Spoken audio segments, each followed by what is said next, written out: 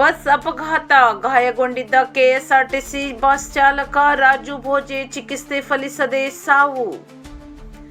ಜೊಯ್ಡಾ ತಾಲೂಕಿನ ಚಾಪೋಲಿ ಕ್ರಾಸ್ ಸಮೀಪ ಗುರುವಾರ ಸಂಭವಿಸಿದ ಕೆಎಸ್ಆರ್ಟಿಸಿ ಬಸ್ಗಳ ಭೀಕರ ಮುಖಾಮುಖಿ ಡಿಕ್ಕಿ ಅಪಘಾತದಲ್ಲಿ ಗಂಭೀರವಾಗಿ ಗಾಯಗೊಂಡಿದ್ದ ಚಾಲಕ ರಾಜು ಭೋಜೆ ಅವರು ಚಿಕಿತ್ಸೆ ಫಲಿಸದೆ ಶುಕ್ರವಾರ ಮುಂಜಾನೆ ಮೃತಪಟ್ಟಿದ್ದಾರೆ.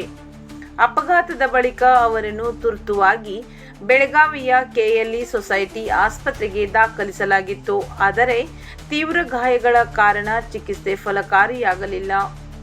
ಗುರುವಾರ ಬೆಳಿಗ್ಗೆ ರಾಮನಗರ ಜೊಯ್ಡಾ ಮಾರ್ಗದ ಚಾಪೋಲಿ ಕ್ರಾಸ್ ಬಳಿ ಉಳಿವಿ ಇಚಲಕರಂಜಿ ಹಾಗೂ ಬೆಳಗಾವಿ ಅಂಕೋಲಾ ಮಾರ್ಗದ ಕೆಎಸ್ಆರ್ಟಿಸಿ ಬಸ್ಗಳು ಮುಖಾಮುಖಿಯಾಗಿ ಡಿಕ್ಕಿಯಾಗಿದ್ದವು.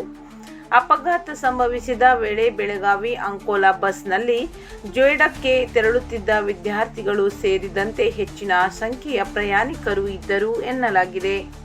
ಈ ದುರಂತದಲ್ಲಿ ಚಾಲಕ ಸೇರಿದಂತೆ 40ಕ್ಕೂ ಹೆಚ್ಚು ಮಂದಿ ಗಾಯಗೊಂಡಿದ್ದರು. ವಿದ್ಯಾರ್ಥಿಗಳು ಹಾಗೂ ಇತರೆ ಪ್ರಯಾಣಿಕರಿಗೆ ಸಣ್ಣಪುಟ್ಟ ಗಾಯಗಳಾಗಿದ್ದು, ಗಾಯಾಳುಗಳಿಗೆ ಜೊಯ್ಡಾ ಸರ್ಕಾರಿ ಆಸ್ಪತ್ರೆಯಲ್ಲಿ ಪ್ರಾಥಮಿಕ ಚಿಕಿತ್ಸೆ ನೀಡಲಾಗಿತ್ತು. ಗಂಭೀರ ಸ್ಥಿತಿಯಲ್ಲಿದ್ದ ಚಾಲಕ ರಾಜು ಭೋಜೆ ಅವರನ್ನು ಹೆಚ್ಚಿನ ಚಿಕಿತ್ಸೆಗೆ ಬೆಳಗಾವಿಗೆ ರವಾನಿಸಲಾಗಿತ್ತು. ಅಪಘಾತ ನಡೆದ ಪ್ರದೇಶದಲ್ಲಿ ಮೊಬೈಲ್ ನೆಟ್ವರ್ಕ್ ಸೌಲಭ್ಯ ಇಲ್ಲದ ಕಾರಣ ರಕ್ಷಣಾ ಕಾರ್ಯಾಚರಣೆಗೆ ಆರಂಭದಲ್ಲಿ ಅಡಚಣೆ ಉಂಟಾಯಿತು.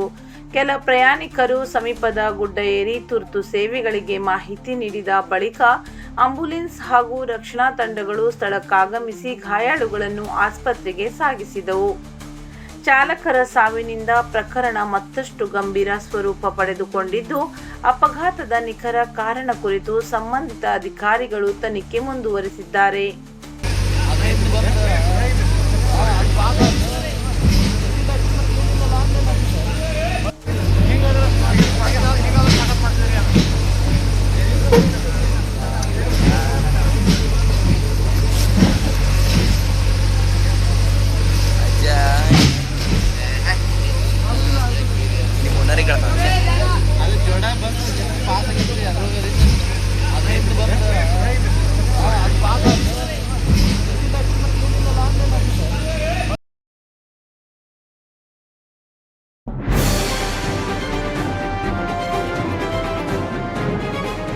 ಇದು ಖಾಲಿ ಡಿಜಿಟಲ್ ವಾಹಿನಿ, ಸತ್ಯ ಮತ್ತು ಸ್ಪಷ್ಟ ಸುದ್ದಿ.